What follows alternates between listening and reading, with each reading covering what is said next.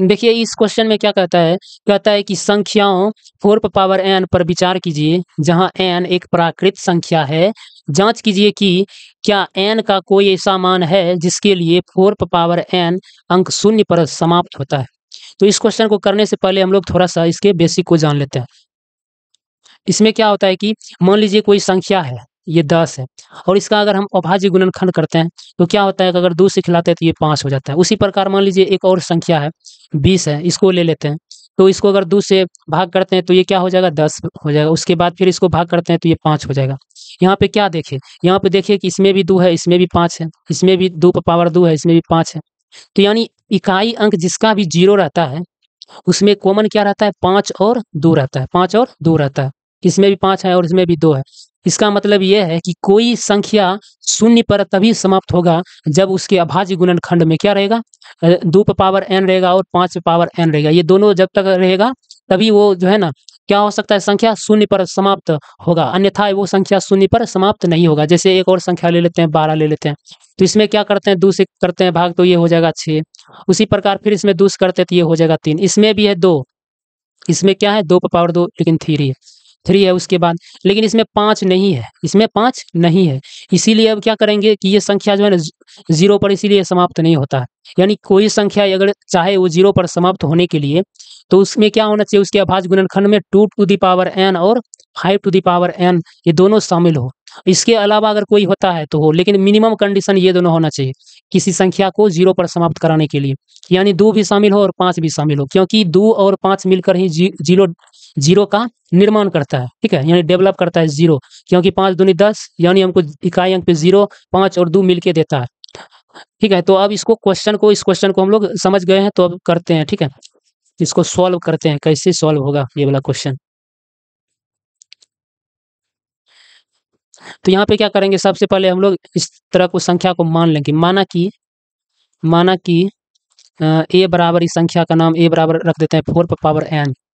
ठीक है, उसके बाद अब हम क्या करेंगे इस संख्या का अभाज्य गुणनखंड करेंगे। तो इस संख्या को हम लिख सकते हैं 2 गुना 2, 4 को लिख सकते हैं 2 गुना 2। उसके बाद उस पे पावर है n, तो ये n दे दिए। उसके बाद क्या करेंगे इस संख्या को हम 2 पे पावर 2 लिख सकते हैं, तो पहले से पावर n है तो इसको इस तरह से लिख देते हैं। यहाँ पे क्या देखें कि इस संख्या के अभाज्य गुणनखंड में 2 टू द पावर तो है लेकिन 5 टू द पावर नहीं है, तो ये संख्या क्या होगा शून्य पर समाप्त नहीं होगा। तो इसी को हम लोग लैंग्वेज में लिखेंगे, क्या लिखेंगे, चूंकि हम जानते हैं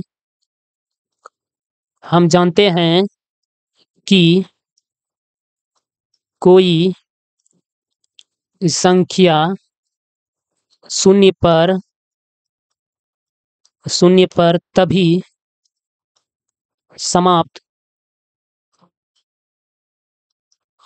कोई संख्या शून्य पर तभी समाप्त हो सकती है जब उसके अभाज्य गुणनखंड में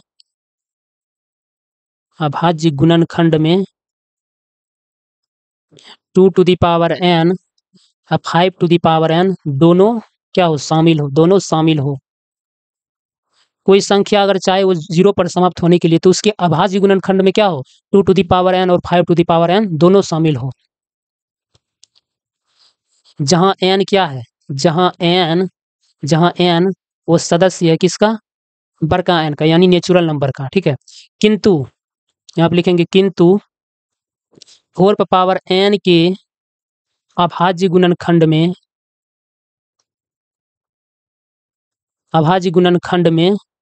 2 टू द पावर n तो शामिल है,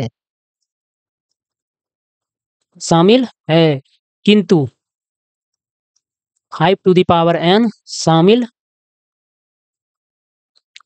नहीं है। अतः अंकगणित की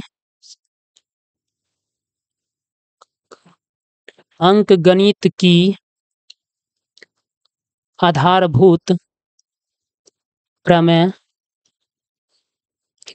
अतः अंकगणित की आधारभूत प्रमेय यह निश्चित कराती है, यह क्या कराती है, अंकगणित की आधारभूत प्रमेय यह निश्चित कराती है कि किसी प्राकृतिक किसी प्राकृत संख्या n के लिए किसी प्राकृत संख्या n के लिए अंक जो है, अंक कितना 4 पावर n शून्य पर समाप्त नहीं हो सकती है। ये हो गया प्रूव्ड। तो यानी कोई अंक अगर चाहे वो 0 पर समाप्त होने के लिए, तो उसके लिए क्या कंडीशन है कि उस संख्या के अभाज्य गुणनखंड में क्या होना चाहिए, 2 टू दी पावर n और 5 टू दी पावर n, ये दोनों शामिल होना चाहिए, तभी वो संख्या शून्य पर समाप्त हो सकती है। किंतु यहाँ पे हमने जब इसका अभाज्य गुणनखंड किए तो इसके अभाज्य गुणनखंड में सिर्फ और सिर्फ 2 टू दी पावर n है, किंतु 5 टू दी पावर n नहीं है। इसीलिए हम यह कह दिए कि अंकगणित के आधारभूत प्रमेय से कि इस तरह से कि ये संख्या क्या है कि शून्य पर समाप्त नहीं हो सकती, इसीलिए ये क्या हो गया, प्रूव्ड हो गया। तो आज के लिए इतना ही। Thank you class.